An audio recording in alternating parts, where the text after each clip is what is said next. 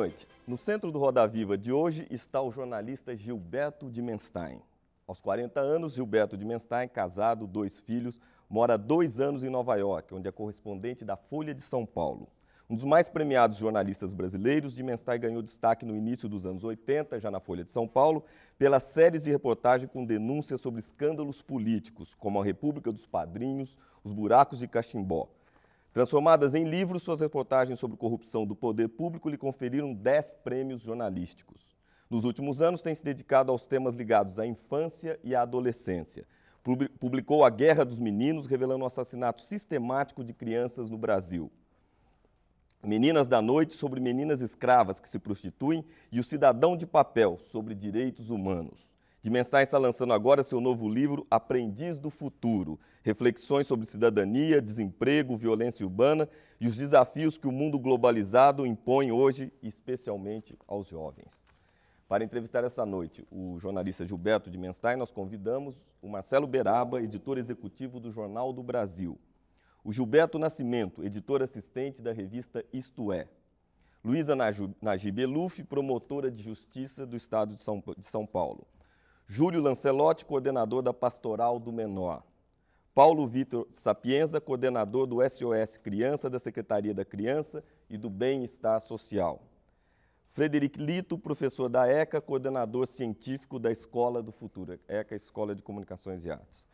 E a Ângela Santos, que é jornalista aqui da TV Cultura de São Paulo. O Roda Viva é transmitido em rede nacional para todos os estados brasileiros. Nós lembramos que você pode participar desse programa fazendo perguntas pelo telefone 252-6525. O código de São Paulo é 011, 252-6525. Se você preferir o fax, use o número 874-3454, 011-874-3454. E se você ainda preferir usar a internet, o nosso endereço é rodaviva@tvcultura.com.br. rodaviva@tvcultura.com.br. Boa noite, Gilberto Dimenstein. Boa noite, Matinas. Gilberto, o projeto Aprendiz do Futuro, que é um livro, mas também ele é um programa para ser usado através da internet. Você podia explicar um pouco? Não, a ideia é a seguinte: nos últimos 2 anos, a partir de Nova York, eu tenho feito uma experiência com 100 alunos, 9 professores, numa escola aqui de São Paulo chamada Bandeirantes, em que a gente tem testado diariamente como se usa a internet em sala de aula para tentar evitar essas bobagens que o Lito tão bem detecta nos trabalhos dele, de um uso de modismo. E a partir dessa experiência, que foi muito encantadora para mim como jornalista, porque no ano passado um grupo de alunos se dirigiu ao diretor pedindo que não saísse de férias para continuar trabalhando no projeto. Então o que aconteceu? A gente foi pensando como usar isso em sala de aula para várias escolas. Daí surgiu o livro, que eu reescrevo minhas colunas para a Folha de São Paulo. E o ano passado foi muito fértil, porque eu estive na Índia, estive na Turquia, Colômbia, morando em Nova York, vinha para o Brasil muitas vezes. Encontrei vários personagens por aí afora. Eu reescrevi a coluna de forma didática para uso em sala de aula, ou então para detalhar melhor a questão da cidadania, globalização e desemprego. E a partir daí eu falei, como que eu posso tentar fazer desse livro uma porta para a internet, que é essa coisa complexa?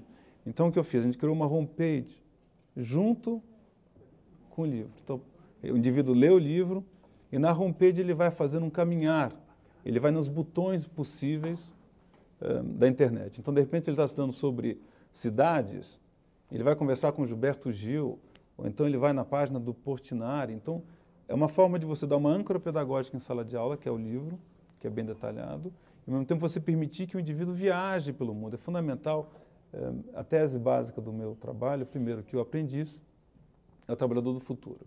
Que quando se tinha o aprendiz na Idade Média, era o indivíduo que aprendia trabalhando. Hoje, o trabalhador do futuro, ele não pode mais parar de estudar. E a segunda questão para nós de terceiro mundo é que a internet garante recursos para escolas pobres com baixíssimo custo. Você pode ter uma biblioteca de 1.000, 2.000 andares. Se você conseguir treinar o professor para usar esse recurso, é um grande avanço. Não adianta também colocar computador, internet, sala de aula, sem treinar o professor, porque também é como já acontece no Brasil e até nos Estados Unidos, é jogar dinheiro fora. Então, o livro é uma tentativa de ensinar simultaneamente internet e cidadania e direitos humanos. O livro Marcelo, traz um... deixa eu, antes da gente seguir, então vou dar o endereço aqui do Aprendiz do Futuro. http, eu não sei como é que se diz isso na linguagem da internet, com essas duas barras. www.aprendiz.com.br.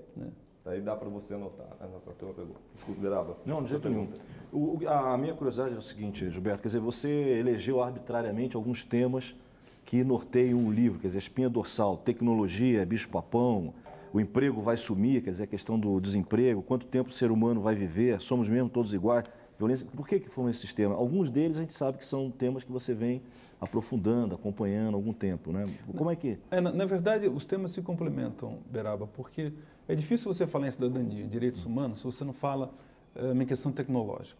Quer dizer, o indivíduo hoje que não tem direito à internet, que não tem direito à computação, é quase que um subcidadão, porque ele está desprovido de toda uma massa de informações e conhecimento que um outro indivíduo pode ter. Eu costumo dizer, descrever isso, que o sem computador do presente, o sem computador de hoje, é uma espécie de sem terra do futuro. Quer dizer, ele não vai ter o mecanismo. Então, o que eu misturei? Eu misturei a questão tecnológica, que é fundamental, da automação, da globalização, do desemprego, junto com questões de mortalidade infantil, de violência, porque o Brasil, tem um dado interessante no Brasil, que a gente não consegue fugir, que ao mesmo tempo que a gente tem que lidar com o século XXI, que é essa questão da automação, que é essa questão da globalização, dos chips, assim por diante, nós também temos que lidar com o Brasil do século XIX, que é o trabalho infantil, que é o trabalho escravo, que é a prostituição.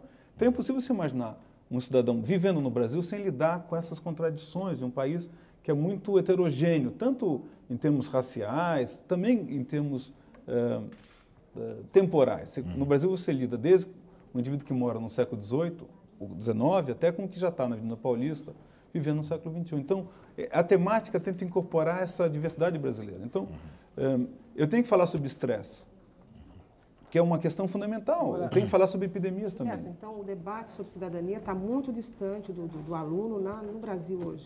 Não, porque quando eu falo em cidadania, geralmente as pessoas falam... eu tenho até medo de falar essa palavra, mas cidadania é uma coisa... É como que você lida no dia a dia com o seu direito.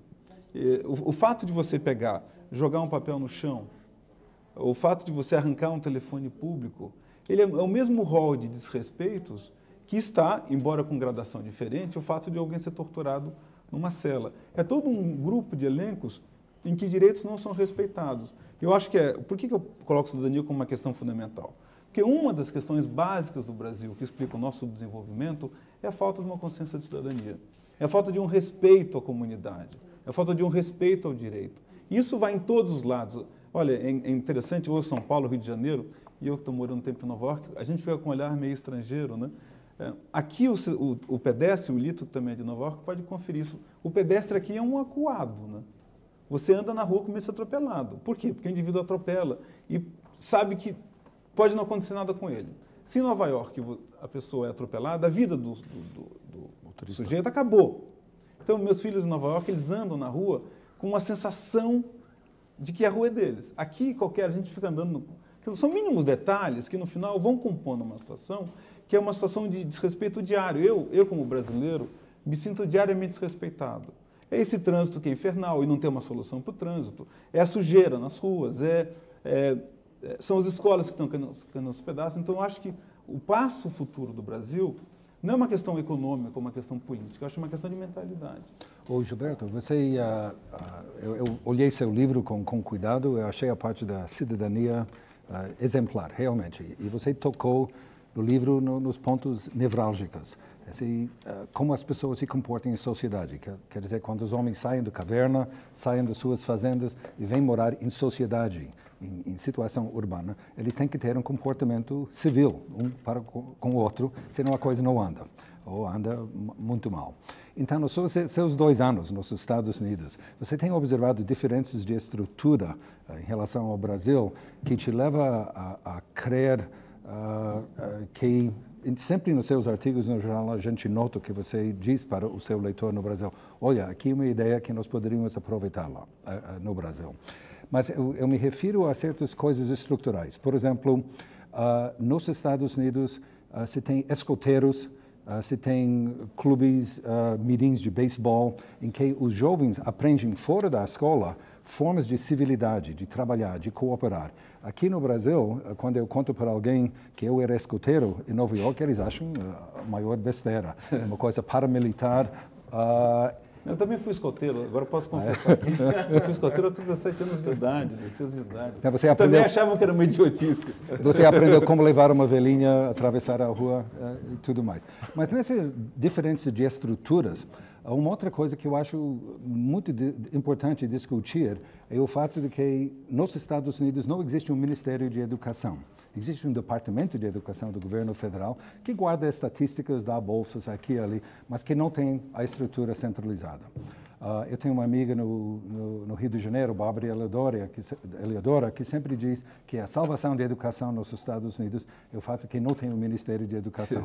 Você tem observado alguma diferença importante? O que eu noto, e talvez seja coisa... A minha passagem em Nova York é um contraponto à minha passagem em Brasília, né? Que eu acho que Nova York me privatizei e globalizei. Então, saí daquela coisa do Estado que é Brasília.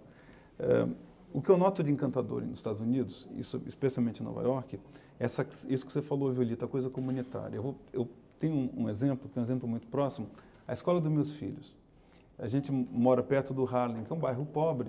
Então, os pais do bairro se reuniram e falaram assim, vamos fazer uma escola pública melhor. Os pais se reuniram, vamos fazer uma escola pública melhor. Conseguiram andar num prédio. Escolheram a diretora e foram para a prefeitura pagou a escola. Mensalmente a prefeitura paga a escola. Fizeram curso, na escola do meu filho não tem ginástica, tem balé porque não tem espaço para fazer ginástica. E eles estudam jazz, porque é perto do Harlem, então toda a história americana através do jazz. Muito bem, os pais dirigem a escola, eles vão lá, você tem que lavar roupa, tem que limpar o chão, não tem história. Você pode ser do New York Times ou pode ser da... Sendo pai, você tem que trabalhar na escola. E na semana, 3 semanas, saiu uma reportagem sobre essa escola, colocando ela como uma das 10 melhores escolas de Manhattan. Ou seja, tem uma coisa americana que eu gostaria muito de ver no Brasil, não de forma copiada, que é uma sensação de que você é dono da comunidade, de que você incorpora o espaço público no seu. Acho que o brasileiro tem uma mania de sempre esperar do governo soluções, sempre. Isso atrasa o Brasil em 30%, 40%. Mas por que você acha que tem isso, Gilberto? Por que você acha que é uma questão cultural e não é econômica? Quer dizer, não tem... nascemos assim? Eu acho que nós tivemos uma exposição, Beraba, muito grande, muito longa à escravidão. A forma como o Brasil foi dividido em capitanias hereditárias, a forma como a elite se desenvolveu, há no Brasil uma sensação de irresponsabilidade. E essa palavra elite está meio desgastada, mas você quando compara o empresário americano com o empresário brasileiro, os dois querem lucro, os dois são capazes de qualquer coisa. Mas você vê no empresário americano uma sensação muito mais de responsabilidade do que o empresário brasileiro. Morreu o Packard, dessa empresa Packard. Ele deixou 7 bilhões de dólares para uma fundação. 7 bilhões de dólares para uma fundação. O Bill Clinton... Mas tem umas leis que incentivam isso, quer dizer, não é uma coisa... Não, tem toda uma estrutura. Ele não é mas caridoso, olha, não é mais caridoso. Mas tem uma questão cultural, Beraba. Não, é cultural porque isso vem de muito tempo nos Estados Unidos e nós não temos essa tradição. Por isso é cultural. Agora, mas, olha, tem algo que leva para isso. Né? Tem uma coisa que eu aprendi nos Estados Unidos muito bonita, das lições históricas que eu aprendi. No começo do país, quando eles faziam uma cidadezinha, primeiro, Beraba, eles construíam a escola. E olha que eles eram religiosos e depois a igreja. Primeiro a escola e depois a igreja.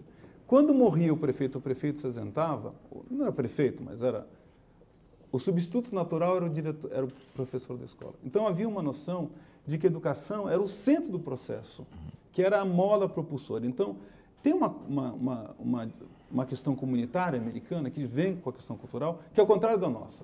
A relação não só do empresário, acho que é uma coisa meio disseminada no Brasil, de um não respeito ao espaço público. A pessoa pega e joga o lixo no chão, porque o lixo não é dele.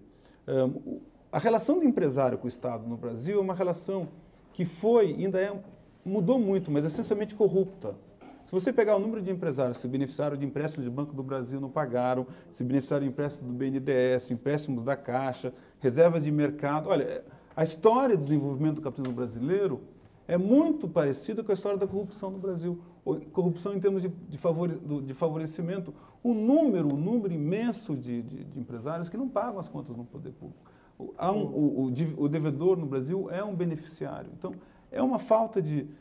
E isso que você falou na minha coluna, eu acho que um papel da minha coluna foi tentar mostrar, olha, existe alternativa para essa mentalidade corrupta, no sentido de que é uma mentalidade de não respeito à comunidade. Mas qual é a alternativa para o Estado delinquente? O Brasil é um Estado delinquente, que tem leis que não cumpre. Por exemplo, o Estatuto da Criança e do Adolescente é a lei que é desrespeitada pelo poder público a nível federal, estadual e nos municípios.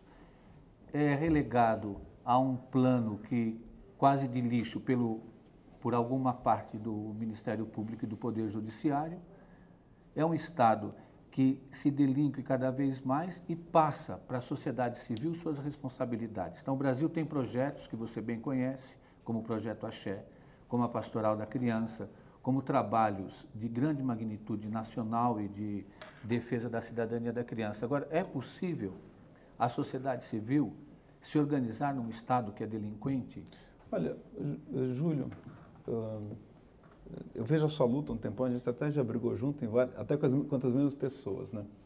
Eu acho que poucas pessoas conhecem tanto a delinquência como você conhece. Raras pessoas me contaram tantas histórias de delinquência como você me contou. Por trabalhar na Praça da Sé, por ver meninas traficando, policiais dando meninos para traficar. Você foi a primeira pessoa que me contou como que os policiais usam meninos para poder fazer tráfico de drogas. Agora, eu concordo com você que tem um Estado delinquente, mas eu também estou sentindo que o Brasil está melhorando em vários aspectos. Noto que algumas alternativas sociais têm prosperado, mesmo a nível público. Eu estava em Brasília agora, a ideia da Bolsa Escola, adotada pelo PT, é uma ideia excepcional, ou seja, o garoto estuda, recebe para poder estudar. É uma ideia excepcional. Experiência em Porto Alegre, mesmo essa experiência aqui de São Paulo, de você manter centros de esporte abertos 24 horas, agora o problema é que a carga social é muito pesada. Isso é que me dá medo em relação ao Brasil, viu, Beraba? Porque eu tenho pegado estatísticas americanas de emprego, o emprego americano é desemprego é baixíssimo, é 4,8%. Parece que tem emprego para todo mundo, mas quando você vai ver a cidade, tipo Nova York, Los Angeles, o desemprego é altíssimo. Nova York, com toda a pujança deles... O negócio é grave. Você não pode pegar a média, você pega, por exemplo, Nova York é 10%.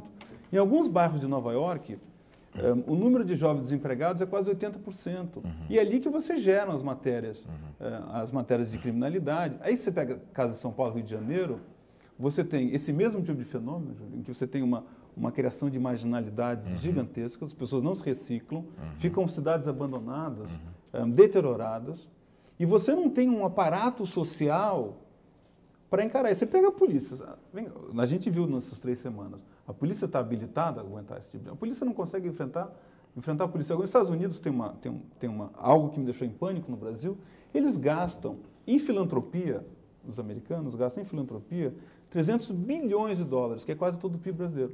300 bilhões de dólares, é dinheiro. As escolas recebem fortunas e, mesmo assim, você tem uma situação gigantesca de tensão social. Eu tenho muito medo, se essa é uma coisa que eu posso aprender da experiência americana, do que vai acontecer com os grandes centros brasileiros. E é uma coisa interessante. Mas você fez uma análise aí, né, da elite brasileira, da questão da educação e tudo. Mas hoje a cidadania realmente é mais concreta na vida nacional, até porque a gente tem uma Constituição melhor, que é de 1988, uma Constituição que procura proteger os direitos, né, embora na prática a coisa não aconteça. Mas a questão é a seguinte, como é que a gente chega a essa tal cidadania? Você fala muito da educação e realmente a educação é um ponto, né? Mas além da questão da educação, como é que se mexe nessa questão da cultura brasileira, na questão do Estado brasileiro, o governo como se comporta e do empresariado, que é... Olha, mas também... E a imprensa? E nós da imprensa? A imprensa também. Será que nós, veículos, será que nós comunicadores, nós imprensa, estamos cumprindo o nosso papel? Nós jornalistas adoramos criticar os outros, e com razão, né? E, Martina, a gente adora criticar os outros, mas será que nós jornalistas estamos cumprindo nosso papel? Quantas editorias de educação existem no Brasil? O Brasil é um país, olha, o Brasil é um país com problemas de educação seríssimos. Nós temos trabalhadores, a média de escolaridade é 4 anos, e você não tem, em geral, editorias de educação. Você tem editoria para tudo nos jornais. Você não tem editoria de educação. Como é possível? Será que nós não somos responsáveis? Eu vejo as televisões brasileiras, o número de imbecilidades que você tem na área infantil, sem nenhuma preocupação pedagógica. E eu não é porque eu estou aqui na cultura, a cultura é um exemplo excepcional.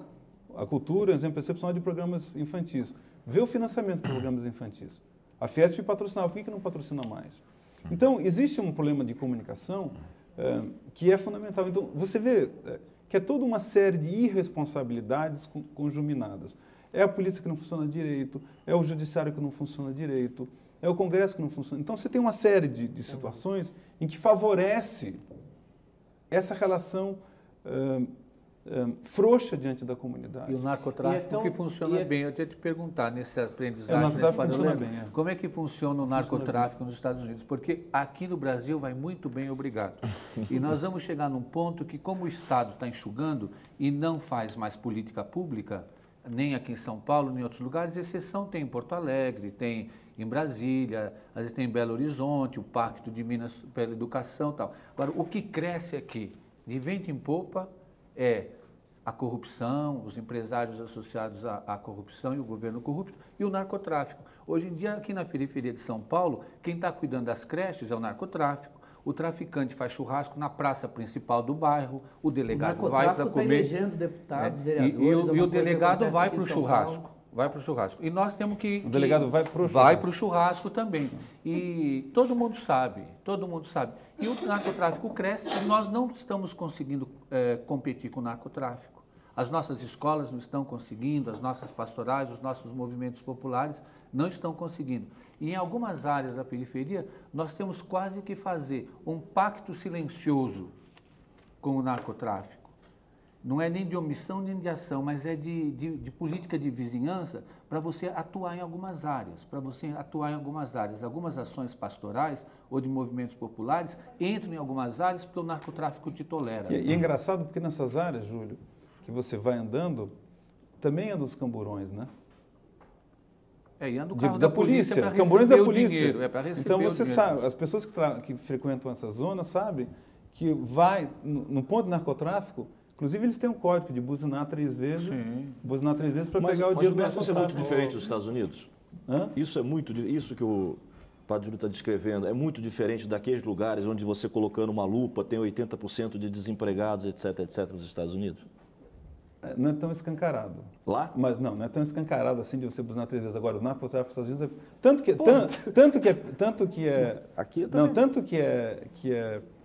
é pesado nos Estados Unidos, que tem apreensões gigantescas de drogas e o preço não sobe. O preço não sobe. No Village, esse teste um amigo meu fez.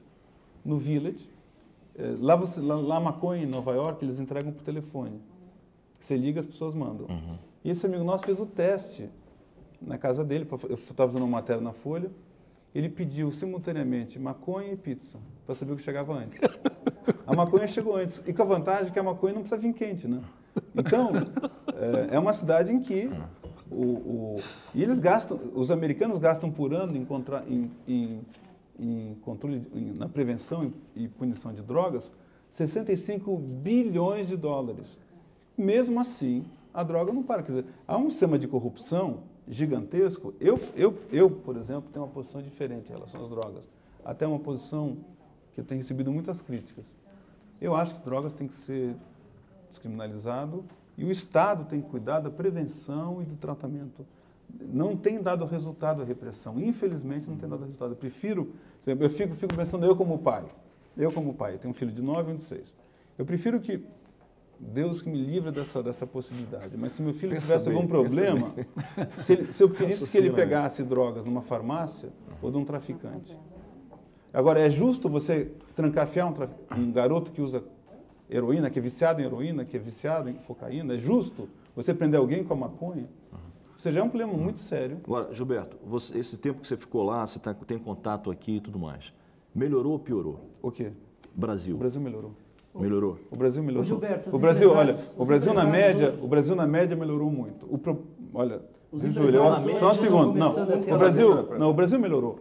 O Brasil melhorou. Hoje você senta numa mesa, você fala de produção, você fala de projetos, a queda da inflação abriu uma perspectiva de uma nova agenda. Nós estamos discutindo problemas muito mais sérios, porque são problemas que o padre Júlio está colocando, de narcotráfico, de meninos de rua, de violência, de saúde. Ou seja, hoje a gente conhece a cara do Brasil e ela é muito feia. Nesse sentido, a agenda brasileira avançou, está aumentando uma consciência social no país. Os meios de comunicação começam a se sensibilizar, empresários começam a falar em educação, o Brasil melhorou. Agora, tem uma coisa que a gente tem que levar em conta. Algumas áreas estão deteriorando, por exemplo, São Paulo. Eu acho que é muito difícil, Beraba, você morar em São Paulo e ter muito bom humor.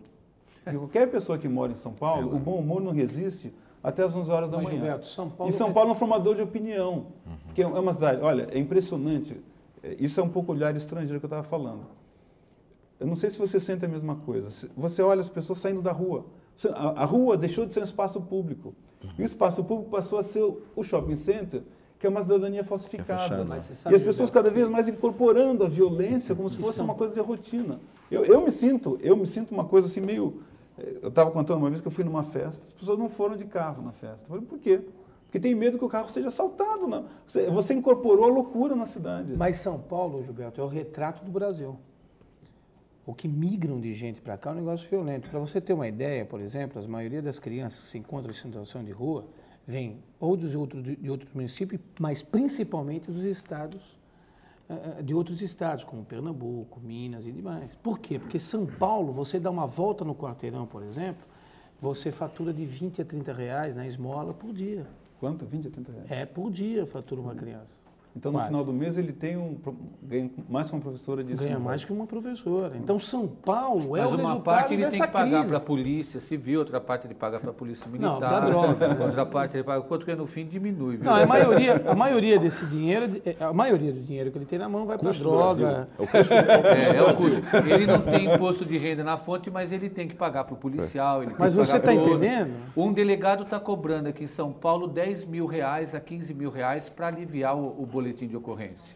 Então, nós temos, essa semana, 2 garotos que cometeram atos infracionais na UAP1 da FEBEM, que é o nosso campo de concentração de plantão, aqui em São Paulo, onde para cada vaga estão 3 adolescentes, e o Ministério Público sabe, o Poder Judiciário sabe, o governador sabe, mas está tudo lá, onde eles dormem 15, 18 em cima de 5 colchões no chão, e onde eles são obrigados a ficar sentados o dia inteiro por medida de segurança. Então, ninguém pode andar, tem que se arrastar pelo chão, porque não pode caminhar.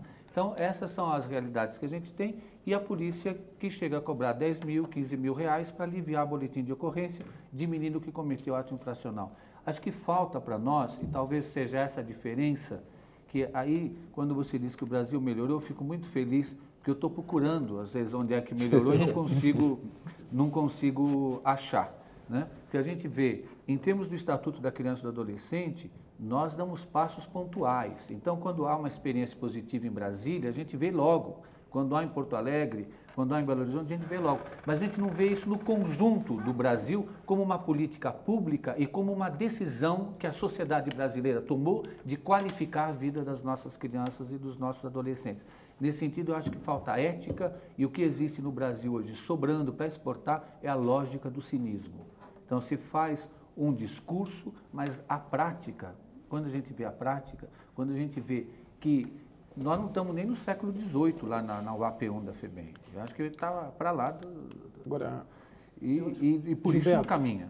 Eu acho assim, existem experiências ótimas, como a do Projeto Axé, os empresários hoje estão tendo mais consciência e apoiando, participando, ajudando a desenvolver projetos assim excelentes. Agora, o que não dá muito para entender é por que experiências como o da Bolsa Escola, por exemplo, não são ampliadas, não são reproduzidas. A renda mínima. E, ao mesmo tempo, a gente vê esse quadro. Eu mesmo fiz uma reportagem recente na FEBEM, numa outra unidade onde ele está falando, e a situação também era caótica, absurda. Então, por que você acha que não muda isso? Está muito lento o processo. Agora, quando eu falo melhorou, não significa que o Brasil esteja ótimo. Eu digo o seguinte, o Brasil está ruim, péssimo, mas nunca esteve tão bem. No sentido de que você, com a baixa da inflação, colocou uma nova agenda. Agora, falta é muito lento o processo brasileiro porque a máquina pública está destruída. Então, você não acha que A falta máquina Estado? pública, eu não sei, é uma pena que as pessoas não conheçam a máquina pública. A máquina pública está... Você não pode manter uma máquina pública funcionando com uma pessoa ganhando R$300 por mês. Um policial ganhando 500, R$400 por mês. E os Um mecanismos, plantonista me mostrou o contra-cheque dele, estava R$400. Não dá, não é possível, você não gera energia com esse tipo de deterioração. Você não tem cobrança, você não tem sistema de mérito para evolução. Está destruído. Então, mas você não acha que, nesse sentido, os governos atuais, tanto os estaduais quanto o federal, estão tentando enxugar o Estado, quer dizer, estão tornando a situação ainda pior, porque esse enxugamento, na verdade, encobre, vamos dizer, um pouco o caso com a questão da máquina, a questão salarial vem sendo penalizada porque assim se diminui o déficit público, então vamos pagar pouco porque nós não temos como pagar, a folha só pode estar comprometida até 70% com pagamento e tal, fora disso.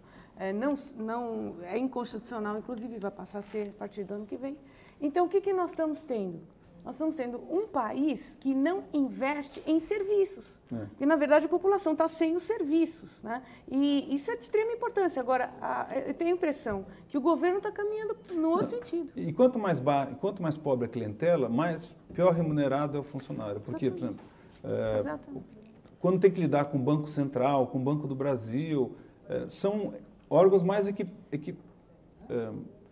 equipados para enfrentar. Aí quando você vai para a professora primária, para a gente de saúde, ali é um arraso. E na parte social, pior ainda, porque o Estado está enxugando e tudo que foi sucateado ele está dando para a sociedade civil. E ainda, como o ex-prefeito Paulo Maluf dizia, façam chazinhos com as madames, com as senhoras da sociedade. Acho que uma questão séria para nós, você falou de filantropia, aqui no Brasil fica complicado a filantropia versus política pública. Então, por exemplo, a Prefeitura de São Paulo diz que creche, EMEI e centro de juventude é filantropia, não é política pública. E nós dizemos, não, é política pública, tem que ter recurso público nisso. Eles dizem, não, é filantropia. Eu perguntei essa semana ao governo municipal como é que vai fazer chá lá no Fundão de São Mateus e no Sapopemba, onde o povo não tem nem água para beber. Então, eles sucatearam, o Estado sucateou tudo, como é o caso dessa entidade que o Gilberto Nascimento falou, e depois deu para a sociedade civil. E como é que a sociedade civil vai pagar o preço do Estado? Olha, você sabe uma coisa interessante? Aí vem uma experiência de Nova York, que as pessoas já sabem que numa cidade globalizada, competitiva, tem uma massa da sociedade que ela está fora, né? Tem jeito. Então, em Nova York tem uma coisa que é fantástica, acho que explica muito a queda da criminalidade na cidade, que é o que eles chamam de workfare. Eles estão empregando as pessoas, mendigos. Eles pegam os mendigos, empregam, colocam para cuidar de praça pública, para fazer pintura e tal. Ganham $600 por mês, $700 por mês. Mas sem nenhum direito. Quem emprega? A prefeitura. A prefeitura tem empregado 32 mil mendigos ou desempregados crônicos na folha de pagamento para eles não ficarem na rua. E você vê que saiu o mendigo da rua. Agora, eu acho que tem coisa no Brasil que dá para fazer com pouco dinheiro. Essa experiência que você tem. Eu li uma estatística, não sei nem se é verdade, porque estatística social, eu já caí em vários erros e todos nós caímos, mas eu li lá que na rua teria quase 6 mil famílias dormindo na rua. Não sei se é verdade. Aqui em São Paulo, o levantamento da prefeitura então, a prefeitura diz que são 6 mil pessoas. Será que não dá para tirar 6 mil pessoas da rua? 6 mil é pouco. Será que não dá? 6 mil pessoas na rua, será que não dá para tirar? Se tem 6 mil pessoas, quantos meninos de rua tem aqui em São Paulo? E o número de meninos de rua seria bem menor. Porque seriam 2 mil? Será que não dá para tirar? Será que é impossível juntar? E eles ficam em lugares em que tem banco, em que tem todos aqueles bancos. Será que não dá para tirar isso? Será que é tão difícil assim? Agora, isso que eu acho de governo. Por exemplo, os meninos da rua estão nessas regiões centrais, estão no Rio, em Belo Horizonte, e que tem grupos poderosos. Será que não dá para... Tem que esperar do governo municipal para ajudar alguma coisa? É claro que o governo é fundamental. Até em São Paulo tem uma experiência boa, mantida por bancos, que é o Vivo Centro, que até onde eu vejo tem dado passos avante nesse sentido. Júlio, o que eu discordo um pouco de você é o seguinte, eu acho que o papel do governo é muito importante. Mas eu acho que o papel da comunidade também é muito importante. Mas veja, Gilberto, a comunidade se organizando, arrumando, participando das escolas, participando nós ficamos enxugando o chão, precisa fechar a torneira. Nós estamos enxugando esse chão, olha, faz anos, só a Pastoral do Menor faz 20 anos que está enxugando o chão. E outros estão enxugando o chão também. E ninguém fecha a torneira. Então a gente precisa pedir a alguém, pelo amor de Deus, fecha a torneira. Porque senão nós não vamos parar mais de enxugar o chão. Mas você sabe porque se não tiver uma ação preventiva nas periferias, o centro de juventude da prefeitura, aqui em São Paulo, por exemplo, ele custa muito pouco. Nós deveríamos ter um centro de juventude por quarteirão. Nós deveríamos ter essas atividades culturais, esportivas. Quer dizer, o que eu penso, e isso que eu queria te dizer que é importante, concordando com o que você diz, nós temos propostas. Nós não temos só a crítica. E nós temos propostas e temos demonstrado que as nossas propostas dão certo. Acontece de que o nosso Estado e a política pública do Estado inexistente não quer que essas propostas deem certo. Mas quer ver uma coisa, Júlio, Gilberto, só para você sabe colocar a experiência do Rio de Janeiro, onde Uberaba acompanha melhor. Uma das experiências mais bonitas do mundo de cidadania, que é a experiência da Mangueira. Mangueira, né? Na Mangueira, você não tem delinquente quase, jovem delinquente na Mangueira, que não trabalha com esporte, com educação, com emprego. E me contaram que traficantes de drogas são obrigados a buscar meninos de outros morros, porque lá não conseguem mão de obra. Então, Está formando uma geração de atletas olímpicos. Atletas olímpicos, que é uma experiência linda. Acho que todo homem público devia conhecer a experiência da Mangueira. O que eu acho é o seguinte, que no Brasil, nós já sabemos como fazer. Por exemplo, a experiência da Mangueira, a experiência do projeto Axé, tem experiências de favelas aqui que não tem delinquência, que tem um projeto comunitário. Então, dá para fazer, é barato. Um menino do projeto Axé não custa R$50 por mês. Se você colocar no FEBEM, ele deve custar o quê? 600, 500? 2 mil. Mas você sabe, Gilberto, quanto custa? R$2.000. Cada menino custa R$2.000. Gilberto, Se você por pegar mês, esse menino, colocar na FEBEM, Suíça... FEBEM. Olha, por exemplo, meus filhos estão vindo estudar aqui em São Paulo. Eles vão pegar uma escola de elite chamada Vera Cruz. É R$700 por mês. Eu tenho dado Muito bem, então, R$700 o menino da também, FEBEM mas- vale 3 do Vera Cruz, ou 3 do Colégio Bandeirantes, Mas, Gilberto, ou 3 da Escola Parque no Rio de Janeiro. Daí você vê a loucura que é R$2.000 por um menino na FEBEM. Eu vou pedir licença para então um pouquinho mudar um pouco o assunto, porque eu tenho aqui algumas perguntas para você. A Ana Lúcia Amaral, que é procuradora da República aqui em São Paulo, ela diz que ela pergunta se adianta treinar o professor para utilizar a internet, essa coisa toda, e não houver uma preparação e um treinamento com os alunos. E o Reginaldo Cremonese, também de São Paulo, hoje temos escolas muito mal equipadas, sem qualquer estrutura. O que você acha que deve ser feito para que possamos utilizar o seu método da internet e colocar à disposição de nossos alunos toda essa tecnologia que sabemos que está à disposição? E o Francisco Pinheiro Batista, de Teresina, no Piauí, diz o seguinte: estou achando a entrevista muito interessante, faço parte de uma comunidade de bairro muito pobre aqui em Teresina.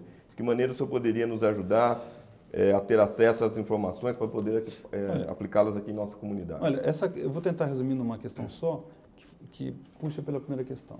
É o seguinte: esse projeto é um projeto que envolve essencialmente o professor. Então, o que é fascinante dessa experiência é que nós estamos treinando simultaneamente professores em vários estados. Só no Paraná vão ser 2.500 professores treinados. Porque se a gente não apostar nessa ideia, né, Lito, que o professor é o centro do processo pedagógico, que a máquina é apenas um acessório, não funciona, a gente já sabe disso.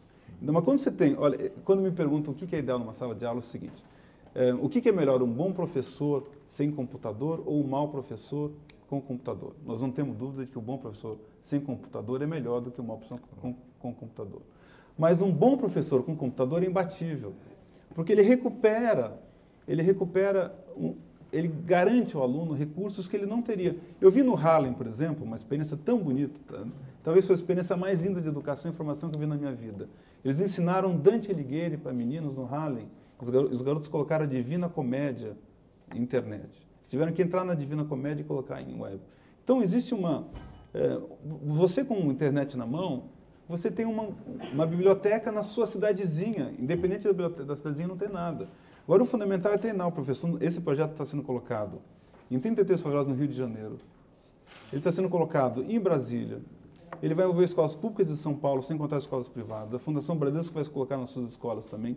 Então, estamos criando uma comunidade que possa trabalhar com a ideia de cidadania em sala de aula. Acho que não dá para pensar em educação sem internet no futuro. Mas também não dá para pensar em educação no Brasil sem cidadania. Porque um elemento, é tão importante como matemática, como português, porque é o que dá para o indivíduo a capacidade de se virar na sociedade. A tecnologia sem os valores humanos realmente não vai resolver nada, não? Não, e você sabe uma coisa que nos Estados Unidos que acontece? está se mudando muito a visão sobre tecnologia, né? Então, muitas escolas perceberam que não dá para fazer laboratório na escola. Não dá para fazer laboratório, porque eles fazem laboratório quando os garotos vão trabalhar, o laboratório está defasado. Então, tem um projeto americano que está crescendo, que chama School to Work, Escola para o Trabalho, que as empresas viram escolas. Então, na quinta e na sexta-feira, os alunos estudam na própria empresa, porque aí a empresa sabe que vai poder contratar o estudante. E mais interessante é que muitas empresas hoje, e esse é um exemplo importante para o Brasil, condicionam a abertura de novos negócios à mão de obra, a qualidade da mão de obra.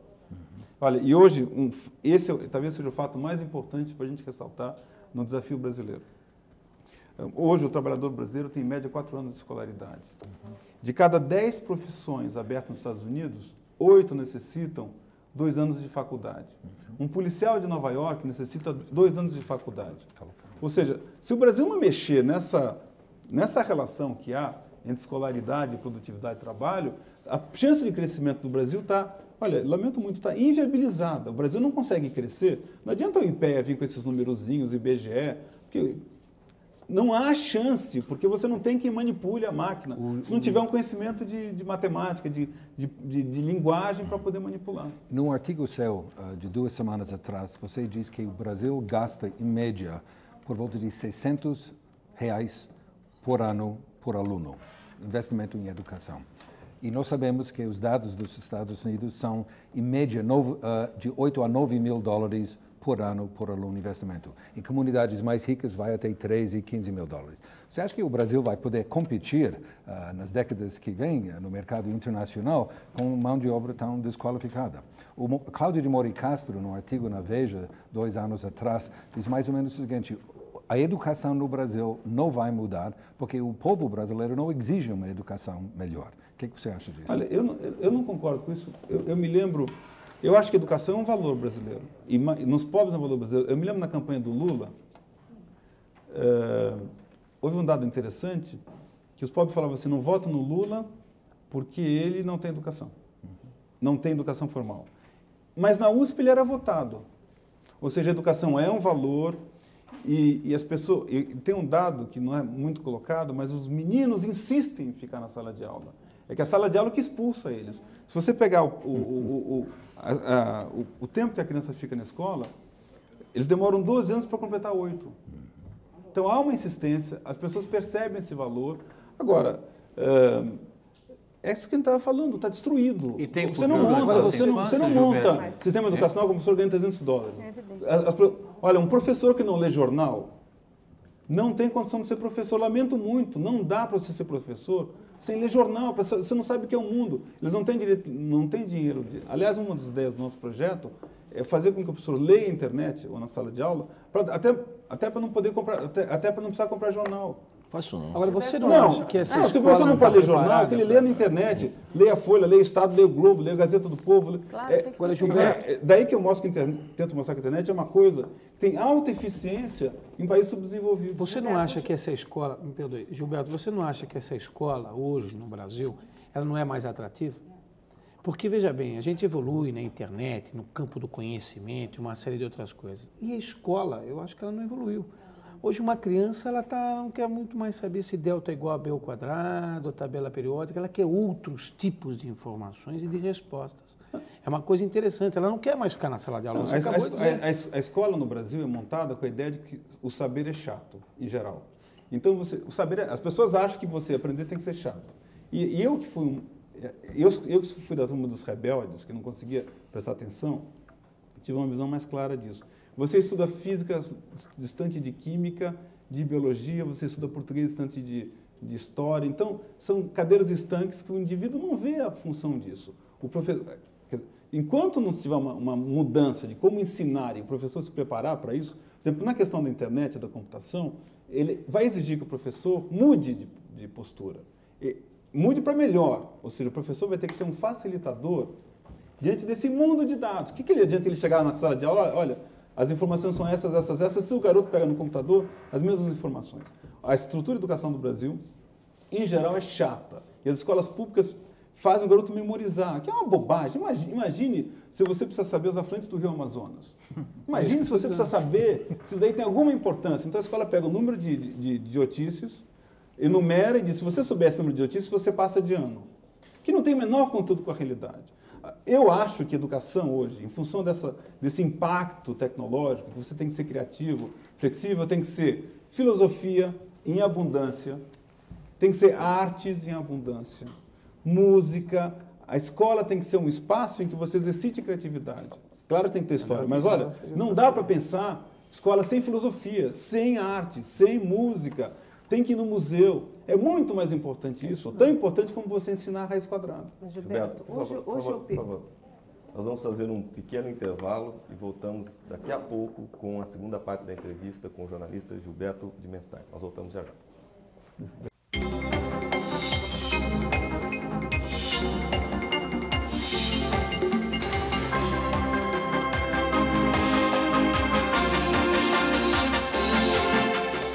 Nós voltamos com Roda Viva, que entrevista essa noite o jornalista Gilberto de Menstein. Se você quiser enviar as suas perguntas, use o número 252-6525, 011-252-6525. Se você preferir o fax, 874-3454, 011-874-3454. Tem também o nosso endereço na internet, rodaviva@tvcultura.com.br, rodaviva@tvcultura.com.br. Bem, antes do intervalo, eu interrompi a pergunta da Ângela. Ângela, por favor. Gilberto, hoje eu conversando com uma professora, uma coordenadora de centro de juventude na periferia, ela me falou uma coisa que eu fiquei muito chateada. Eu perguntei a ela o que ela achava de uma medida que a Secretaria de Estado deve adotar até no próximo ano, de comunicar faltas ao Ministério Público. Isso em toda a rede, em todo o Estado, coisa que vinha sendo feita por pequenos municípios, né? Aí ela falou que tem casos de criança, tinha o caso de uma criança lá que está com ela, que a criança não vai para a escola porque não tem quem a acorde. Os pais a mãe vai trabalhar, enfim, ela fica sozinha em casa, né? Por outro lado, tem uma pesquisa que foi publicada recentemente sobre o jovem infrator, dizendo que 60% deles simplesmente não estavam frequentando a escola quando foi pego, quando foi determinada a medida de restrição de liberdade. Aí eu te pergunto, antes de a gente pensar no treinamento internet, quer dizer, não precisaria o Estado entrar numa área social, melhorar essa área social e o professor tornar mais interessante a escola, com computador, sem computador? Você tem razão. Porque o professor não consegue lidar hoje com esse perfil do jovem marginalizado. Olha, como é que o nosso problema é que a gente tem que lidar com tantas coisas ao mesmo tempo que fica difícil saber onde começar. Quando você fala em educação, tem que saber o treinamento do professor, o salário do professor. Eu peguei uma pesquisa uma vez no Ministério do Planejamento, diz que 75% das escolas públicas, o banheiro não tem banheiro, não funciona.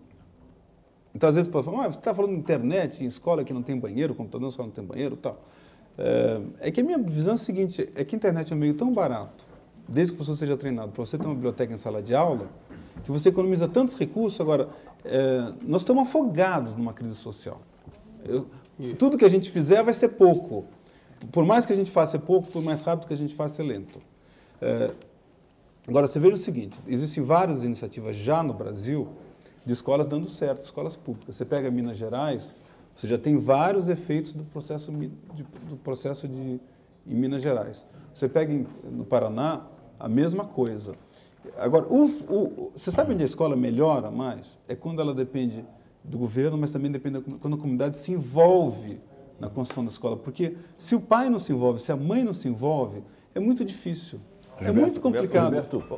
Posso ler? Olha, a Ruth Azevedo, do bairro de Laranjeiras, no Rio de Janeiro, que é assistente social, faz aqui um desabafo. Diz assim, como ampliar a cidadania com o desmonte que vem sendo feito desde Collor das políticas sociais públicas, saúde, educação, assistência social, previdência, etc., com corte de recursos, desprestígio aos sistemas descentralizados, preconizados pela Constituição de 88.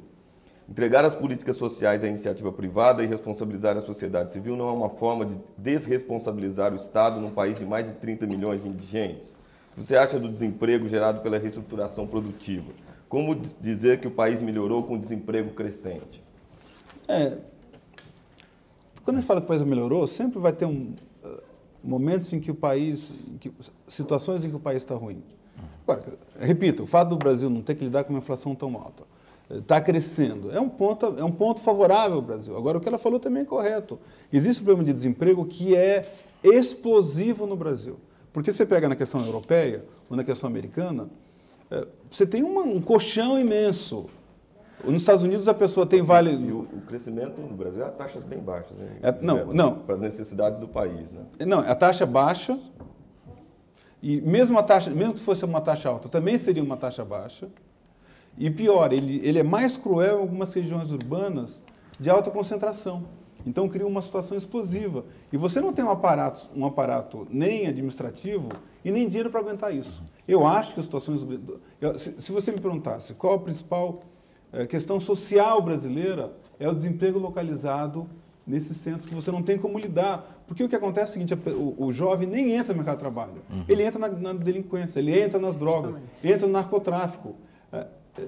Isso é grave. Agora, tem que saber como que a gente começa a lidar. Por exemplo, eu acho que tem algumas soluções que podem começar a minimizar o problema. Por exemplo, a escola não tem que ser sala de aula, tem que ser um centro social. Que a escola não deve fechar, começa de manhã, vai até de noite. Você tem que tentar envolver a comunidade, você tem que fazer a escola como um centro de geração de renda. A Bolsa Escola tem que ser ampliado, como o Gilberto falou, tem que ser ampliado nacionalmente. As televisões, os meios de comunicação têm que ser mais generosos em divulgar campanhas que reduzam doenças, que reduzam o uso de drogas. Então é todo um processo que também não adianta culpar só... Esse que é o ponto, viu, Martins? Acho que não adianta culpar só o governo. Tem coisas que não adiantam, que é a rua que tem que se organizar. Se a rua está com lixo, tem que se organizar. Gilberto, se a escola está ruim, o bairro tem que saber como que melhora essa escola. Gilberto, a gente está rodando, no fim, rodando, as associações rodando. de bairros são a solução? Não, é mais do que isso. É uma mentalidade de você se ocupar do setor público. Eu sei, mas você tem que se organizar para isso. Como é que você começa essa organização? Qual é o ponto de partida? A rua está suja. Vou reclamar para quem? Vou fazer o quê? Vou tocar no meu vizinho? Vou dizer, vamos sair aí para... Você pode não sujar a rua. Sim, eu não sujo, mas eu vejo que está sujo. Mas você pode não sujar a rua. Esse que é o princípio. Pode parecer uma coisa boba, mas é o seguinte, você pega um marmanjão com o filho, o sujeito pega e joga o lixo na rua. É um detalhezinho. Ou então você pega os telefones públicos que você estão todos deteriorados. Porque eu acho também que há um detalhe sociológico interessante, é o seguinte, eu acho que a pessoa faz isso porque não se sente respeitado pela cidade. Exato. É interessante quando você vai no metrô de São Paulo, o metrô é limpo.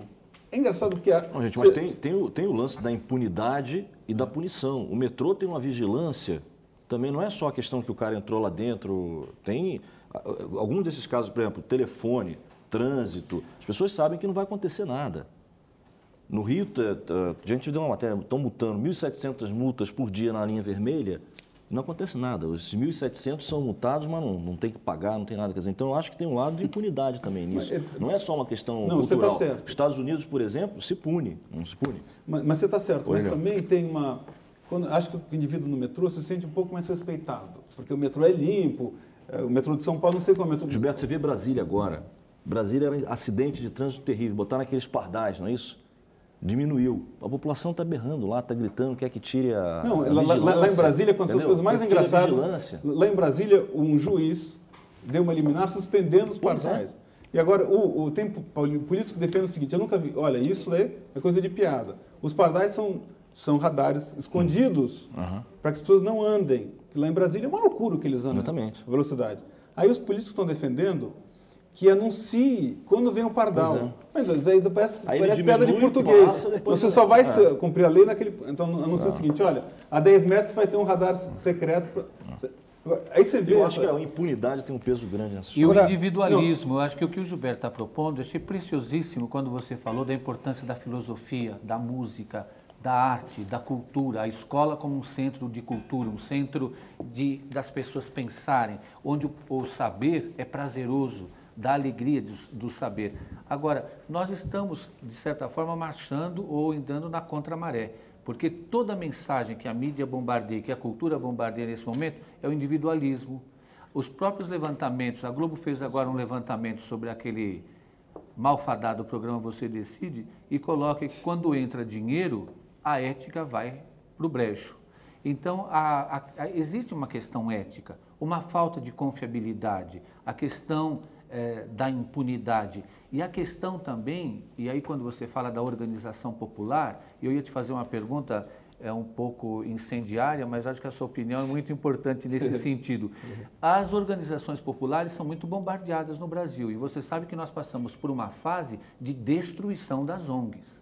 Não quero dizer que todas as ONGs sejam boas e que nem todas andavam por bons caminhos. Acabava tendo corrupção até para conseguir determinadas isenções a nível federal. Mas houve um bombardeio enorme sobre as ONGs. Depois, a questão dos movimentos populares.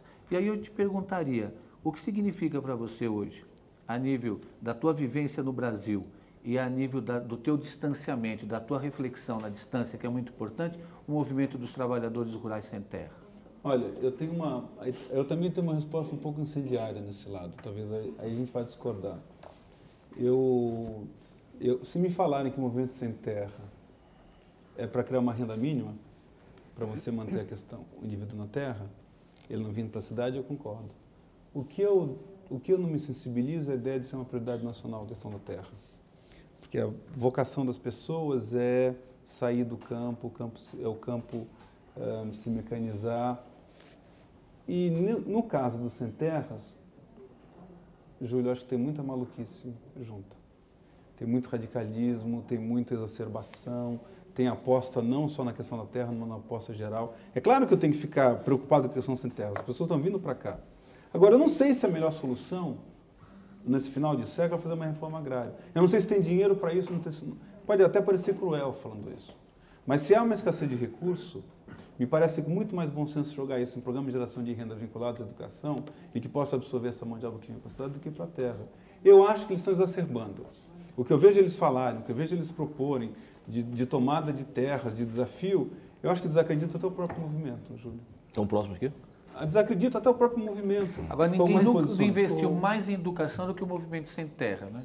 Você vê que o movimento sem terra é eminentemente hoje um movimento que assume a proporção que assume e se inicia uma campanha enorme na mídia de desacreditar e de destruir o movimento sem terra nesse momento. Por isso que eu quis te fazer essa pergunta. Mas eles se ajudam, Júlio. Quando eles propõem tomar escola na marra, que até seria uma ideia bonita... Mas por que o governador Mário Covas, por exemplo, fechou tantas escolas em São Paulo?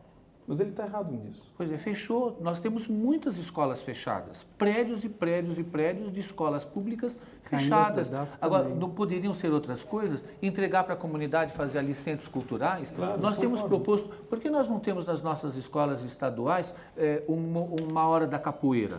O momento que os adolescentes, a juventude da periferia, possa ir lá ter o seu grupo de capoeira, seu grupo de arte, música, seu grupo de cultura, de rap. O Sapopemba vai realizar agora no nosso Centro de Defesa um festival de rap, o Centro de Defesa do Sapopemba, onde trabalha o Padre Savério e um missionário italiano que está aqui no Brasil, um grande movimento de rap que vão vir vários estados. A escola estadual, para ceder a quadra, está cobrando um aluguel. Quando isso deveria de ser um programa, uma política pública.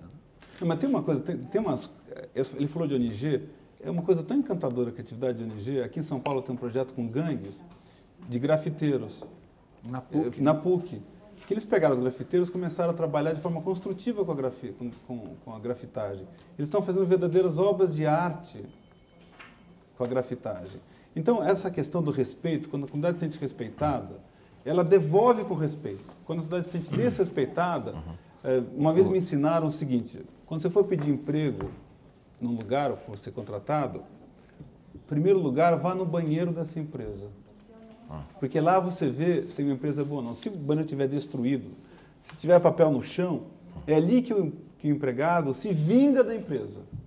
Então, eu acho que quando você tem uma relação de respeito, tanto na empresa como na comunidade, há um retorno. Você vê que empresas que apostam no seu funcionário, valorizam o funcionário, valorizam o capital humano, o retorno é de criatividade, o retorno é de empenho. Agora, quando uma empresa é mesquinha, é pequena, o retorno é comprometido. A gente está falando muito de governo de maneira genérica.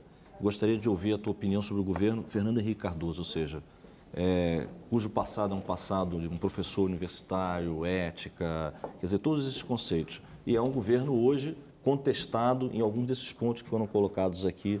Qual é a avaliação sua do governo Fernando Henrique Cardoso? Roberto, o Éder Branciuk, de São Caetano, e o Gilson Limeira, de Santo André, fazem a mesma pergunta que você Qual a sua avaliação do governo FHC, essa coisa toda? Olha, se eu pudesse estabelecer... A verdade é que o Fernando Henrique, ele está sendo beneficiário pelo ministro da Fazenda, Fernando Henrique Cardoso. Né? O grande ato do governo Fernando Henrique Cardoso foi o ato do ministro da Fazenda, Fernando Henrique Cardoso, que foi a inflação. Então, esse ponto é essencial. Eu acho que foi uma grande conquista, mas que já veio do ministro da Fazenda. Eu gosto muito de algumas políticas do governo na área de direitos humanos. Eu acho que o governo deu um grande avanço em colocar alguém como o Zé Gregório na Secretaria dos Direitos Humanos. Eu acho que tem coisas muito interessantes na área de educação básica, e nisso o Paulo Renato avançou bastante. Eu gostei da ideia do Provão, eu gosto dessa ideia de colocar mais recursos na educação básica. Agora, é muito lento esse processo. Se me perguntarem de 1 a 10, eu diria que está um pouquinho acima de 6. Mas eu acho que é acima da média. Ele passaria na minha avaliação. Eu sou... Quer dizer, você não concorda com os que criticam diretamente, dizendo que ele não tem política social? Não, ele tem política social, só que ela é fraca. Ela é mal implementada, talvez por falta de vocação, mas também porque a máquina está destruída. É muito difícil fazer política social com essa máquina quebrada. Eu acho também que ele poderia ter se impulsionado mais. Mas uma área-chave do governo, aí que eu faço a ressalva, que era de educação, era que ele está indo melhor na área social. Eu acho que o Paulo Renato tem feito... Acho que até esse programa de computadores que eles estão fazendo, né, Lito, se não tomar cuidado, vai ser um desastre. São 500 milhões de dólares que podem acabar num desastre. Até eles estão tentando tomar algumas preocupações. Agora, para não fugir à questão, eu acho que é mais positivo do que negativo o governo Fernando Cardoso. Eu não sei se é porque eu morei também muito tempo em Brasília, que eu vi o seguinte: eu morei em Brasília, eu vi o Figueiredo, depois eu vi o Sarney, depois eu vi o Collor, depois eu vi o Itamar. E teve um tempo que, se o Itamar saísse, assumiria Inocêncio de Oliveira. Então era qualquer coisa ali... Você é muito generoso pela comparação. Não, mas é a comparação que eu tenho ali. Eu vi isso em Brasília. Eu vi o Figueiredo, eu vi o Sarney, vi o Collor e o Itamar. Então, qualquer coisa que viesse ali tinha uma grande chance de ser melhor. Mas, olha, você imagina que você tinha um tempo em que a primeira-dama não lia livro. Hoje, pelo menos, a primeira-dama escreve livro. Então, houve uma mudança de qualidade. O presidente também escreve, mas pede para a gente esquecer depois. Hoje você tem essa preocupação, por exemplo, de tentar levar computador para a rede pública. O seu projeto, por exemplo, é uma coisa ótima, interessante. Eu vejo, por exemplo, eu custo acreditar e ver, por exemplo, as escolas da periferia de São Paulo com a internet. O professor lá, por exemplo, que não tem dinheiro para comprar jornal e que também não tem o computador na sua escola. Então, a gente vê o governo, por exemplo, com o projeto de levar computador para todas as escolas do país.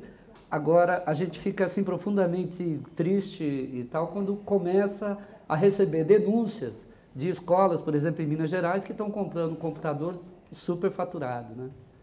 Está se pagando uma fortuna, um preço muito maior. E o perigo, você sabe que colocaram televisão na escola, sumiram os televisores, ou o pessoal não sabe se quer usar, isso daí é muito delicado.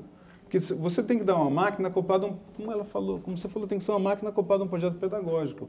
Agora, eu acho que quando você faz uma coisa bem feita, em várias partes do mundo funciona. Você tem no Rio de Janeiro favelas com sistemas com escolas de computação, que nós estamos até trabalhando junto. Então, dá para fazer. Sabe, essa molecada que vem aí tem uma habilidade muito informática grande, que nós não temos. Eu vi meu filho... Roberto, posso fazer uma pergunta pessoal aqui minha, que eu estou vendo toda essa conversa? Eu estou longe de criticar a internet, estou longe de também não usufruir dos benefícios da internet. Mas eu temo que esteja passando aí para muita gente que é o seguinte: basta ter uma internet, basta bater um computador e acessar a internet que vai resolver o problema da educação no Brasil. Quer dizer, eu sei que você não está dizendo isso agora. Você não poderia esclarecer bem até onde você acha que é eficiente e como é que ela pode ser realmente bem utilizada? Olha, eu tenho a impressão que está passando, até pelo tipo de pergunta que está chegando aqui, está passando essa impressão de que bastou instalar, plugar na internet, essa coisa toda, e os problemas de educação daquela escola estão resolvidos. Olha, não basta ter uma televisão ligada para você ter um bom programa. Imagine, você tem uma televisão... Não adianta você ter um rádio, você tem que ter uma programação no rádio. O essencial, Matinas, O essencial, que não dá para fugir, é que o professor tem que ser um professor que estimule curiosidade. Todo o resto é detalhe. Todo o resto é detalhe. Agora, se o indivíduo, no final do século, não conseguir manejar a linguagem informática, ele está despreparado para o mercado. É um detalhe. Agora, esse detalhe da internet, o que ele propicia? Ele propicia que você tenha como sala de aula o mundo. Você não pode abrir mão desse processo. Como também não pode abrir mão do livro. O livro é fundamental no processo pedagógico. Você tem que usar todos os recursos possíveis em sala de aula. Olha, se falasse, Gilberto, qual o único recurso? Se você tivesse que tirar tudo, eu tiraria a lousa, tiraria a parede, deixaria só o professor. Aliás, como era na Grécia, né, que o professor saía andando com o aluno, conversando, e não funcionava. Agora, quantas pessoas se formaram? Isso que eu digo, tem pessoas que mudam o mundo porque tiveram um grande professor. Eu acho que todo mundo tem uma história aqui, de um professor que mudou, que abriu o mundo. O que é esse... pouco tempo antes do... Tem uma história bonita, pouco tempo antes do Paulo Freire morrer, ele estava lá em casa em Nova York. E lá, um grupo de educadores nova-iorquinos e americanos, todos reverenciando Paulo Freire, e no final da festa, no jantar, uma professora se aproximou e falou assim: professor Freire, se o senhor tivesse que dizer uma única característica do professor, qual deveria ser essa característica? Ele não pensou duas vezes, ele falou assim: deveria ser gostar de viver. E eu fiquei pensando nessa frase, por que gostar de viver? Porque quando você gosta de viver, você é um curioso. E quando você é um curioso, você passa a paixão pelo conhecimento. Nada disso é internet, Matias, não tem a menor importância. Agora, se você é um indivíduo curioso, com um bom professor, você ter na mão um instrumento como esse, você vai para Nova York, vai para Paris, você vê a exposição do Picasso. Agora, é um detalhe do processo. Agora, um detalhe que, se você usar bem, isso, eu repito, você coloca numa pequena cidadezinha do interior uma biblioteca de 1.000, 2.000 andares de graça. Eu acho o seguinte, não há um risco no processo, nesse processo, de uma centralização muito forte, na medida em que você canaliza todo o conhecimento para um tipo de canal e você começa a perder as experiências da diversidade, as experiências locais, etc., tal, que são tão igualmente importantes quanto o conhecimento, certo? Porque a lógica de tudo isso é que você vai ser tanto mais fácil você usar, quanto mais você poder direcionar para alguns centros ou polos de produção de conhecimento que você possa acessar mais rápido. A hora que todo mundo começar a acessar as mesmas bibliotecas, as mesmas fontes de pesquisa, os mesmos autores, etc., então você pode estar correndo o risco de deixar a diversidade de fora. Eu acho que é o contrário, Matias. Eu acho que a tendência é valorizar o local. Por exemplo, nesse nosso projeto Aprendiz do Futuro, cada escola... Porque, por exemplo, eu acho mais importante do que acessar a biblioteca do Congresso americano como uma biblioteca numa cidade do interior. É mais caro. Mais caro, muito mais difícil. Mas num projeto ideal, que você tem as duas coisas. Porque você vai ter coisas na biblioteca do Congresso americano que você não vai conseguir ter na sua biblioteca pequena da sua cidade. Mas essa é uma visão observação nossa de liga, eu não tenho... Não, mas essa, Matinas, é que nós dois sempre pudemos ter esse tipo de acesso. Porque você vai para Nova York, vai para Paris, nós temos esse acesso. Você tem esse acesso. Na Folha de São Paulo você tem um banco de dados. Agora tem esse pessoal que não tem nada de nada de nada. De repente fala assim, olha, com essa maquininha você vai ter alguma coisinha. Agora, por exemplo, nesse nosso projeto que nós estamos fazendo, cada escola vai remontar essa homepage. A partir quando eu falar em globalização, ele vai ter que remontar a homepage a partir da vivência local. Eu acho que o que você tocou tem uma coisa muito interessante. Eu acho que a educação é uma coisa local. Ou seja, você pode até ter uma visão geral, mas você tem que valorizar a sua comunidade. A escola do meu filho estuda jazz porque ela está ao lado do Harlem. Então, o Harlem passa a ser o princípio fundamental para ele pegar a educação. Não existe, isso que ele falou tem uma coisa, não existe educação abstrata. Você tem que valorizar a sua comunidade. A educação de São Paulo tem que ser em São Paulo. Aqueles elementos todos da cidade têm que ser incorporados ao currículo.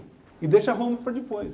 Gilberto, muitas vezes a justificativa para colocar o computador na escola é porque vai preparar o jovem para usar esse instrumento no seu trabalho no futuro.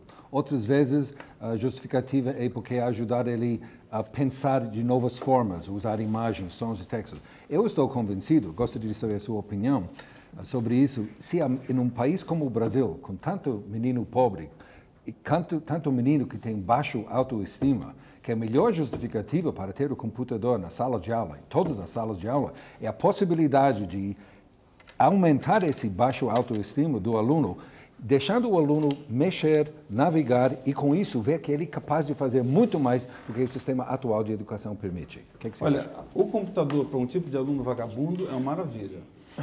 Porque tem um aluno que eu acho que eu me incluía, que é o aluno vagabundo interessado. Então, se você deixa o vagabundo interessado no computador, com internet, ele faz o... aliás, é a categoria que melhor se beneficia, Ele imprime a é o Playboy. vagabundo rebelde interessado. Porque ele vai procurando, ele vai estudando, ele consegue professor em sala de aula e tal. E eu tenho essa... Agora, existe uma coisa interessante da classe média, aí o Matinas está puxando uma coisa que é, de alguma forma, que eu relato isso. O pai exige que a escola tenha um computador, o pai de classe média. E a escola coloca na porta, escola com computador. Isto é uma bobagem. Olha, isto é uma bobagem, porque não adianta você falar. Você podia falar assim, escola tem televisor. E daí tem televisor? Escola tem rádio. Não é daí que tem rádio. Olha, eu garanto que o básico de informática você aprende em um mês. Em um mês a gente ensina. Não precisa passar 4, 5 anos dando informação. É bobagem, é que nem uma máquina de escrever. O fundamental é como que você adequa isso a um processo pedagógico. E é engraçado que o pai de classe média fala assim, aquela escola não tem computador. Isso é uma asneira. E o pai de classe média fica contente. Meu filho está numa escola em que tem computador. Não, imagina.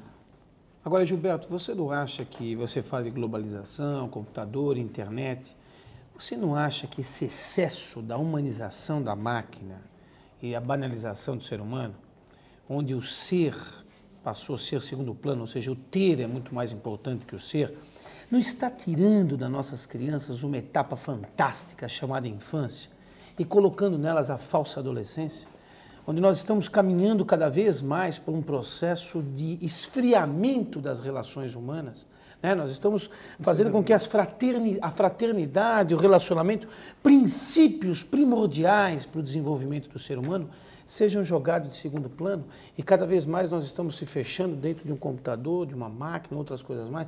Você não acha que a gente corre um risco muito sério? Isso não todo, viu? Você está colocando uma questão...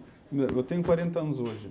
A ideia do brincar era brincar na rua. Acho que todos nós aqui, né? O brincar era brincar na rua, o brincar era trocar, era você fazer um estilingue. E se você pegar em termos pedagógicos, tem a importância você cortar a madeira, fazer um estilingue, você vai testando e tal. Agora, o problema é que as pessoas vão se sentindo sufocadas. Por exemplo, o que é o shopping center, se não a cidadania falsificada? É a rua ideal, que não tem sujeira, ou que tem pouca sujeira, que não tem bandido e tal. Mas para você entrar nessa rua, você tem que ser um consumidor. Então, a entrada no shopping, a entrada da cidadania do shopping center é via o consumo. Não é aquela coisa, talvez seja o lado mais bonito de Nova York. Se me perguntar o que é lindo em Nova York, não é Broadway, não é os museus. Andar na rua é a grande diversão. E não tem shopping center em Nova York também? Não tem shopping center em Nova York. Não tem shopping center em Nova York, porque também é um shopping center a céu aberto, no sentido de que... Bom, mas você tem as todos lojas de departamento, muitas lojas de departamento. Não, mas você não tem um shopping center. Veja que interessante. Que seria tão horrível, a rua é tão interessante, e é tão bonito você andar na rua, você pegando os indianos, pegando os... Eu acho difícil você morar em Nova York e não se apaixonar pela cidade.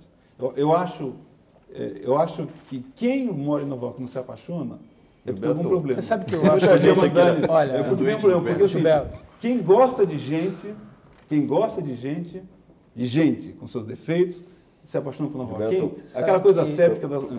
Tem muita gente aqui na internet, eu não vou... São vários. Você está usando a internet, né? Dizendo que você está muito americanizado, que você está muito... Carmen Miranda. O Roberto Rocha, de Curitiba, dizendo que nós não podemos competir com os Estados Unidos, que a realidade é muito diferente. Enfim. Não é americanizado. É o seguinte, eu estou pegando... coisas que eu acho positivas lá e falando assim, olha, pessoal, isso daqui não presta, isso daqui presta. Porque, se eu morasse na Suécia, eu também estaria colocando. Tem coisas que eu acho lindas lá, que é essa visão comunitária. Tem coisas que eu acho horrorosas lá, que é uma coisa fria no relacionamento. Quando você falou a história do banheiro, eu fiquei pensando assim, que você disse que ainda vai na empresa olhar o banheiro para ver se a empresa é boa. Será que nós do terceiro mundo não somos o banheiro do primeiro mundo? Será que eles não estão lá tão bem porque nós estamos no banheiro tão estragado? Júlio, eu não sei, porque eu acho que se a gente souber aproveitar as oportunidades desse processo, a gente pode crescer.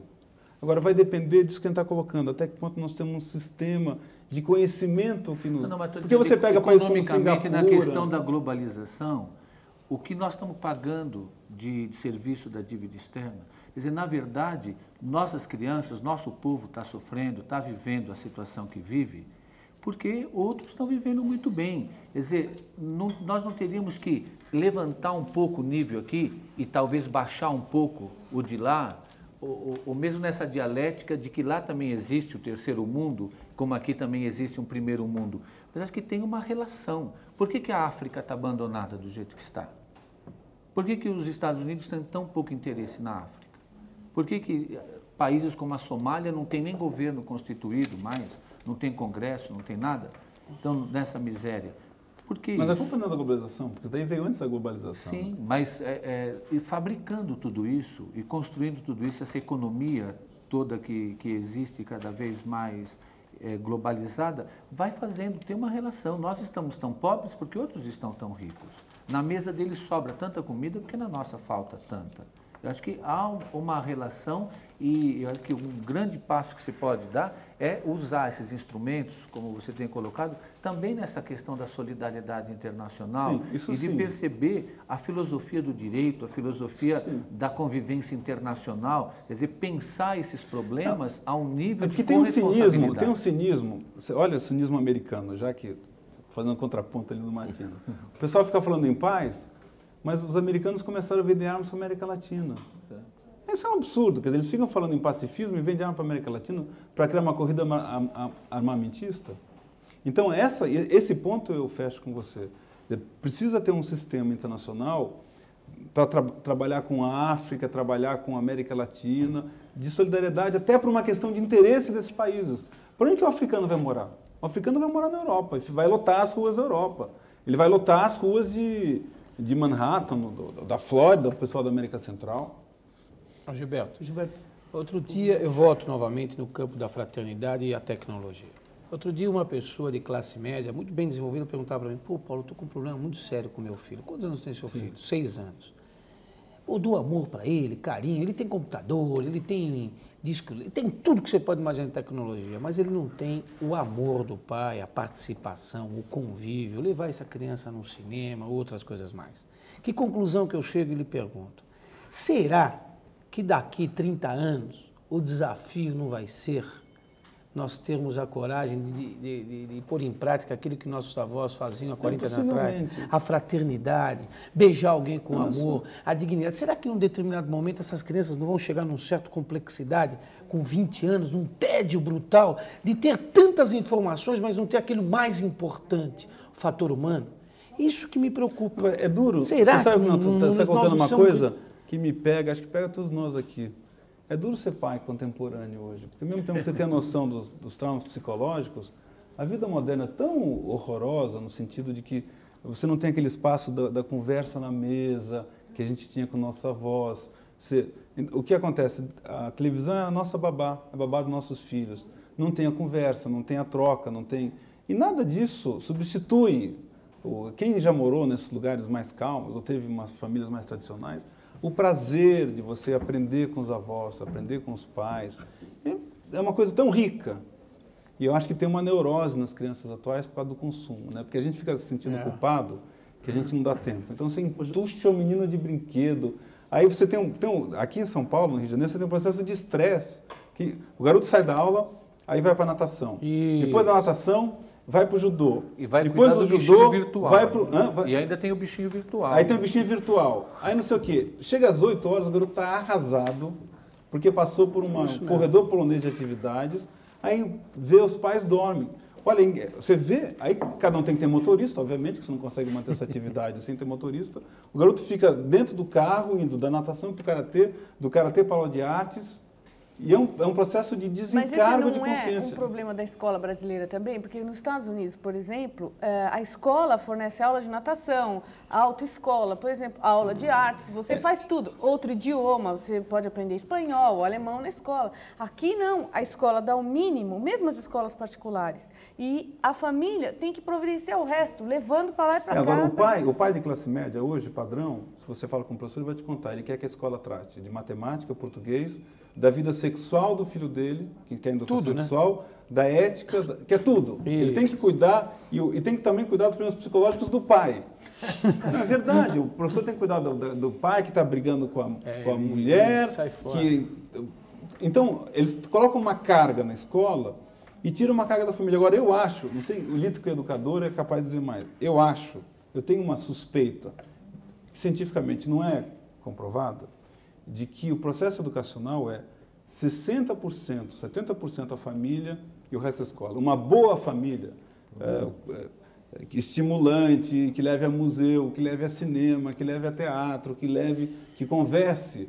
É uma família que garante o processo educacional. E a escola vira um complemento. Ainda mais numa época como essa. Ou seja, quando alguém fala assim, a escola é boa, assim, mas se a escola é boa e a família é uma desgraça, a desvantagem do menino, do estudante é muito grande. E você está esquecendo outra parte, a parte informal da preparação do jovem, que são os clubes e grupos religiosos, os escoteiros, equipes de esporte. Toda essa coisa forma o jovem. Eu, no meu caso, eu era um aluno difícil, para não dizer péssimo. Todo boletim que vinha, minha mãe fazia um estraçalho na minha... E eu tive um lado que tinha uma formação religiosa judaica frequente. Então a escola não era uma referência, mas eu tinha toda sexta-feira, todo sábado lá na sinagoga. Então se discutia, se pensava, movimento sionista. Então tudo isso agregava. Havia toda uma questão comunitária que te dava um acréscimo. Eu acho que também houve um afastamento do processo. Nós nos afastamos dessas crianças e desses adolescentes. Nós não discutimos mais as nossas culturas. Uma coisa interessante, outro dia eu discutia com um menino lá um CD do Newton Nascimento e explicava para ele, tivemos a paciência de explicar a letra e tudo mais. Passado uma semana ele telefonou. Tio Paulo, dá para você comprar o CD do Newton Nascimento para mim, ou a fita do Newton Nascimento? Nós precisamos discutir mais cultura, nós precisamos estar mais presente. Isso que eu queria. Houve um afastamento e as crianças e os adolescentes estão soltos para uma televisão, para uma tecnologia e um progresso. Eu digo que o capitalismo brasileiro é campeão de fazer frustrados, porque você precisa cada vez ter mais. Você tem um relógio, você precisa de 10, você tem um carro, você precisa de 30. Que está começando a trazer uma desordem, que é um agravante muito maior do que a gente imagina. Outro dia, na década de 60 falavam isso do gibi, falavam isso da televisão que estava começando. Quer dizer, eu não sei se é tão diferente. Hoje está muito sério. Uma conversa de uma coisa como se fosse um... Mas antigamente... Mas, Beraba, o contato humano está mais difícil, você não acha? Não sei. Não, o contato humano, pessoal... Tem pessoas que... Aí eu acho aí eu fecho com o Matino. As pessoas preferem falar por internet do que o contato pessoal. Para mim é coisa de doido, né? Você achar que é melhor ficar numa tela do que no contato humano é coisa de doido. Agora, eu acho que o contato, aquela família que se reúne, conversa, senta na mesa, isso daí foi sumindo. E criou uma lacuna. Eu acho que talvez um pouco da ansiedade dos nossos filhos derive de uma falta de estrutura familiar que dê uma segurança, uma referência para os... inclusive limites. E qual é a influência da televisão? A televisão não educa muito, você diz que a família e a escola educam. Eu acho que a televisão educa muito isso. Não, a televisão deseduca. Sim, a televisão educa negativamente. Porque no Brasil não tem controle sobre a televisão. As pessoas acham que controlar é censurar. O nível de promiscuidade, olha, nada contra a vida sexual. O nível de promiscuidade da televisão brasileira, você vê novela, cama é 1/3. É como se as pessoas vivessem 1/3. E a cama é sexo. 24%. Isso é um... Gilberto, e aumentou 24% e a nossa imprensa, o abuso qual você sexual. acha que é o papel dela? Você veja que como anexo causal. Eu vou aproveitar, termina de fazer. A nossa imprensa, por exemplo, ela é ética. Você vê, recentemente a gente teve um episódio aqui do caso da TAM, do acidente da TAM, que uma figura lá foi colocada nas capas, execrada Eu queria dizer que o João Batista... Qual é o papel da imprensa? Você acha que ela é ética, ela contribui para essas questões todas que a gente está discutindo? Roberto, só para completar, o João Batista Pascoalotti, de São Carlos, pede para você fazer uma comparação entre a imprensa brasileira e a imprensa americana. Olha, eu tenho notado na imprensa brasileira, a partir daquele caso da escola de base, toda uma reflexão ética, e tem vários jornalistas cutucando esse processo de forma muito produtiva. Eu acho que nós, da imprensa, temos que fazer uma meia-culpa, e eu não estou fora desses erros. A gente entrou num processo no Brasil de denúncia, de pancada, acho que todos nós aprendemos. A gente entrou num processo que era tudo parecia corrupto e negativo, a gente saiu dando pancada. Acho que, felizmente, nós estamos... eu, se pudesse votar, não teria feito algumas coisas que eu fiz, teria sido menos leviano algumas coisas. Eu acho que o processo que a imprensa está reaprendendo de ser mais precisa, de ser mais meticulosa, até porque o leitor está melhorando. Tem muitos jornalistas na imprensa brasileira favorecendo esse debate. Agora, na comparação com a imprensa americana, existe... É difícil, porque é tão díspare, mas você tem na imprensa americana grandes veículos de comunicação, que acho que eles são imbatíveis de qualidade. Eu acho que o Wall Street Journal é um jornal excepcional. Acho que não tem nada próximo no Brasil de qualidade, de detalhismo. E o New York Times é uma delícia de jornal. Você se sente como um jornal, transpira a cidade. Agora, o que eu aprendi com a imprensa americana é como é bem coberta a cidade. A cidade, como que eles descobrem a cidade, a história da cidade. Às vezes eu noto falta na imprensa brasileira das histórias da cidade, de como que a cidade é coberta. A imprensa do Rio é melhor nisso, Beraba, eu acho. Não sei se é porque o carioca tem mais, uma vez você me falou isso, que o carioca tem mais paixão pela cidade. O editor de cidades do New York Times me falou uma coisa numa reunião em Colômbia, que ele falou assim, olha, nós do New York Times cobrimos cidades como a gente cobre esporte. Tem que ter uma dose de torcida, porque as pessoas moram na cidade. Claro. E eu noto que a cobertura da cidade, aqui em São Paulo, pelo menos, não tem a riqueza. O que é lindo no New York Times, que é o maior jornal do mundo, mais importante, não é a parte nacional nem econômica, é a parte de cidade, são os personagens que... Os bairros, os bairros, é uma coisa... Você se sente... Às vezes você lê o jornal no Brasil, como o jornal é muito oficialista, no sentido de cobrir muito o governo, você não se identifica. Fala, as manchetes em geral são de Brasília, são de temas econômicos, e que tem pouco a ver com o dia a dia. E às vezes tem pouco a ver com o dia a dia. Você acha que isso melhorou? Eu me lembro de discussões nossas de 5, 6 anos atrás, lá no Carpe Diem, desestatização da notícia, você lembra? Porque eu estava indo na sucursal de Brasília. Mas você acha que melhorou isso? Eu acho que está melhorando um pouco. Está melhorando, mas ainda acho que... Eu acho que a cidade, que o cotidiano não transpira no jornal que ele devia transpirar. Nós estamos chegando ao final, vou fazer algumas perguntas aqui, se você puder responder rapidamente, tá bom? O Paulo Rogério Ribeiro, de Vila Prudente, aqui em São Paulo, bancário, diz o seguinte: tendo em vista que somente a elite tem acesso aos melhores cursos nas universidades públicas, como na USP, por exemplo, você não acha que esses alunos deveriam pagar a mensalidade e o governo reverter o dinheiro para a melhoria da escola pública? Isso não seria uma forma de distribuir renda? Eu acho que escola pública para os pobres e escola privada para os ricos. Quem puder pagar uma faculdade, deveria pagar. Hoje, um aluno universitário custa por mês R$1.000. Não é justo dar um subsídio para aluno rico de R$1.000 por mês.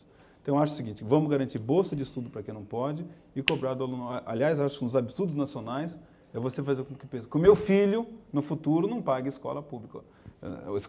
Uma faculdade, são R$1.000 por mês. Eu acho que isso daí... Eu nem reverteria para a escola pública, para a escola... Eu colocaria na faculdade, para melhorar o salário do professor que trabalha, para melhorar o laboratório. Gilberto, o Rodrigo Vinícius, sociólogo aqui, está pegando no seu pé. Diz o seguinte: você não se acha bonzinho demais? Você acredita mesmo que o mundo há de sempre caminhar para melhor, que a civilização é o cavalgar incessante da justiça sobre a injustiça? Não vê nenhuma complicação nesse modo de ver as coisas?